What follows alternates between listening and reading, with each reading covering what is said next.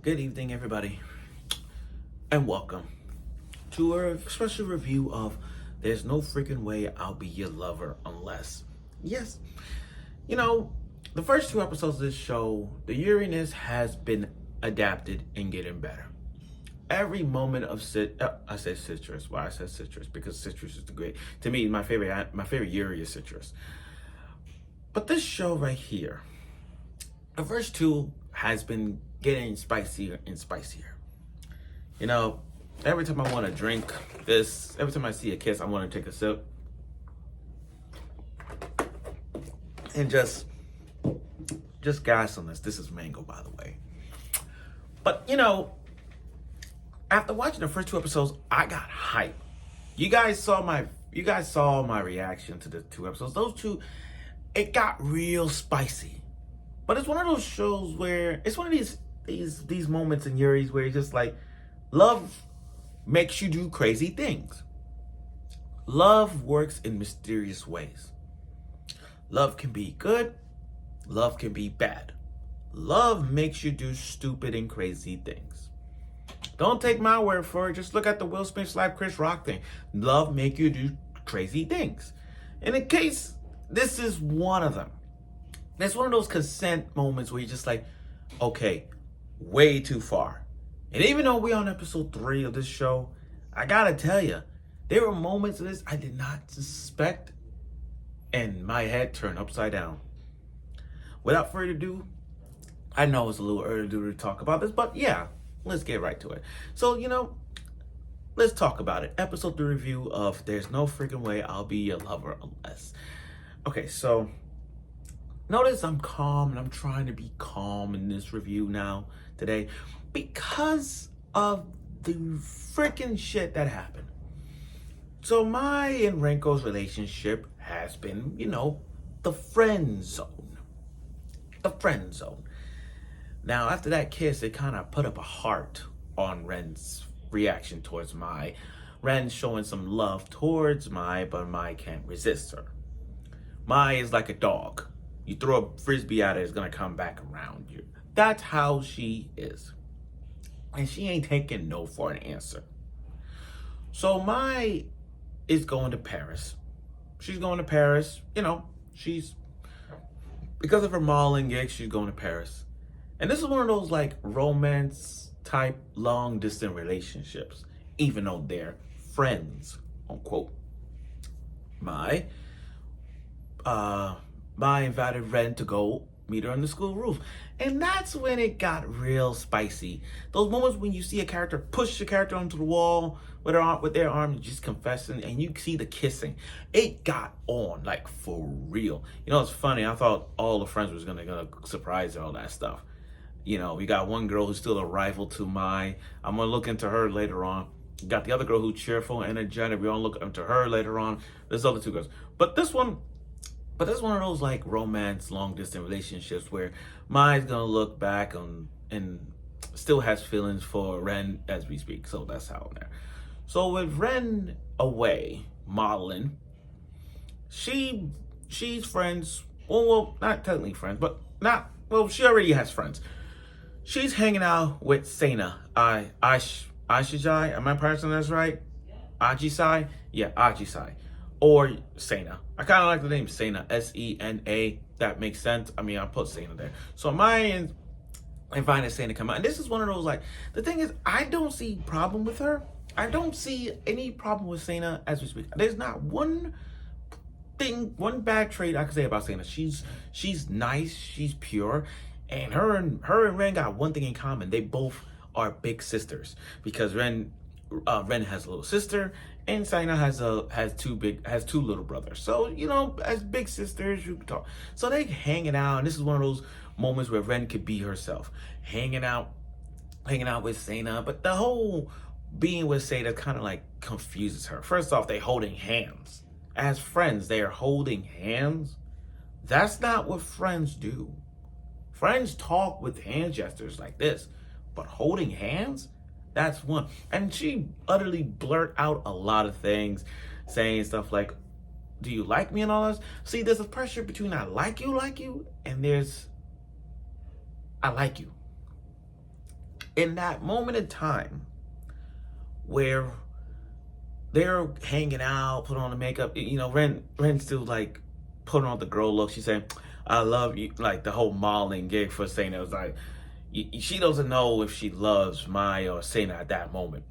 But then when these two guys came in, really nice guys, asked them what they doing, all that stuff. She want to hang out with the boys. This is where we see a little bit of backstory. Because remember, Ren was the loner in school.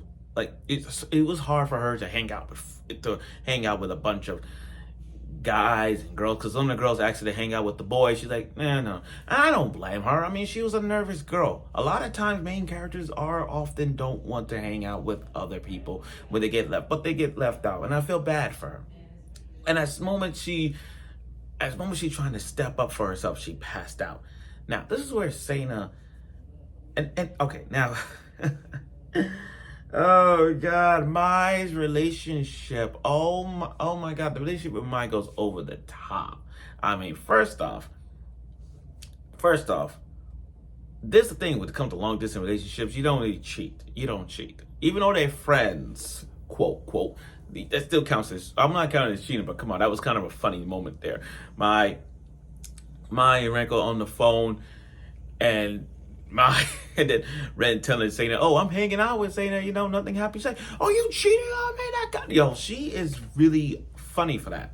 It's so freaking funny just seeing that reaction out of her, just utterly like, "Oh my God, this is for real." You see, I'm not saying Mai's cuckoo, but come on, they're in a long distance relationship, so you knew something was gonna happen with Mai. Just texting her, sending her photos of her trip to Paris, and what's funny? I want to know Mai's backstory.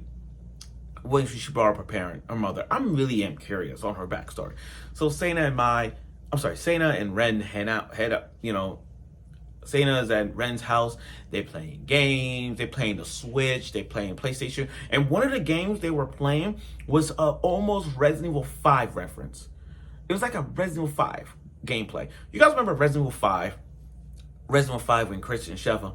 And when the gameplay is when you share bullets or you share a typewriter and you're like, "Come on," or "I need ammo. Here, take this. Thanks, I owe you. I need an herb." Those kind of, that gameplay with two people. Yeah, that kind of thing. That was the Resident Evil 5 reference I was looking at. And then, the jealousy, Mai comes in. And she comes out like a school teacher. I mean, even her sister was like, "Oh, there's a hot actress came in." And she gave Ren a bouquet of roses, and she looked like a freaking not only she's a model, she looked so freaking familiar. Like she looked like one of those anime characters. I can't put my finger on it. Every time I watch that scene when she come and introduce herself, I'm like, she looks vaguely familiar. I don't know. It's like the first character that came to my mind when I first saw that when she came back. It was like Left Fruit La Gracia. I think that's the name of it, but still, that's how she is when she came out. I'm like, dang. All because she's jealous. All because she just flew back from Paris back home just to see what's going on. And it got a little awkwardness and this Ren Mai Sana connection thing going on. And to make things better, they needed a fourth party. So Ren invited her sister to play the Switch. Now everybody's leaving. Sana's leaving, take care of the little brother, and little sister's all she got, so there's nothing else to do. But this is where, okay, pen down, let me get this out the way. This is why I'm trying to calm my body right now. Ren and that last scene got me surprisingly, what? That's how surprised it was. So, as the two left, Mai's on top of Ren. The fan service, the Uranus got a little spicy. So spicy enough, my eyes was like, whoa, it's going in. I did not suspect that. Because if you go back to last week, it was like sharing a tub together and kissing for the first time, sharing tongue. Now, it got to that point where I'm on the bed. Let's take off the shirt together. Mai took off Ren's button shirt to a point, and Ren is trying to kick her off. But in that position, where he got her legs up, where Mai got her legs up, like literally up to that point, and I'm like, yo, this is getting spicier. I feel it. It went from level 8 to 10 on the spicy chart, like hot wings. That's how it got that point. And Mai couldn't take no for a freaking answer. She was trying to, and Ren trying to fight her off, but Mai went in, like trying to go down to her legs, if you know what I mean. Want that suit thing going on. But they got cock blocked by her little sister, by Ren's little sister. She saw what happened. She's like, goodbye. Just didn't care. Now, after that, here's where I get on and off on this part. Ren slapping Mai. Let me tell you this. You know, I'm okay with a few characters getting slapped. There are some moments where anime gets slapped. There are some good slaps and there are bad slaps. There's slaps that he or she deserves and slaps that he or she doesn't deserve. When I think about slaps, like the most common anime slap I could think of, and everybody trend this to this day, to me it is, the best slap is when Takeshi slapped Rei from High School to Dead. To me, that was the best slap because Rei deserved it. That's the other slap is the cautious hero. I remember that scene where the guy keeps slapping her multiple times in the face. That's a little funny. She deserved it. But again, when the funniness stopped, after Ren's little sister came in interfering, cock block and all, Ren slapped Mai in the face. Now, I go back and forth on this one. On the one hand, Mai deserved it. It went a little too far. It went way too freaking far. First of all, you're episode 3. We're not there yet, if you know what I mean. We're not there yet. It's only 3 episodes. Let's tone it down a bit. That's Ren's case, and Ren's defense, I get it. Mai, on the other hand, does she went too far? Yes. But we all know she's jealous of Sana being with Ren. Why do you think Mai may want to make sure that we're a couple? Let's get it on. She really wants to have this relationship. But when Ren slapped Mai, that was over the top. Me personally, you could have just pushed her after her sister could, just push her. But a slap, not saying she deserved that. Go back and forth sometimes. Do I feel like she deserved it? Yeah. Do I feel like a slap would have been too much? Yes. But still, that was like, oh my God. All because she was like, see, I told you. Now my sister thinks there's something. Please leave. And then she left. And then night falls and Ren having second thoughts, which ended like that to a point where I'm like, oh my God, this year is getting crazy. But overall, though, this episode was really good. I mean, so good to a point where the relationship of Ren and Mai is getting serious right now. Enough jokes right now. And I don't know how next week is with Mai. After getting slapped like that, I don't know where this is going to go. We might have a sad story with my backstory as to what's going on. Like, does she understand love or anything like that? I don't know. And with Ren, let's just see where this goes. I don't even know where this is going to follow. But rest assured you, we'll see this. And with Sana involved, there's going to be more girls involved in this. So we'll see. So I look forward for next week's episode of it, and I'm sure you will.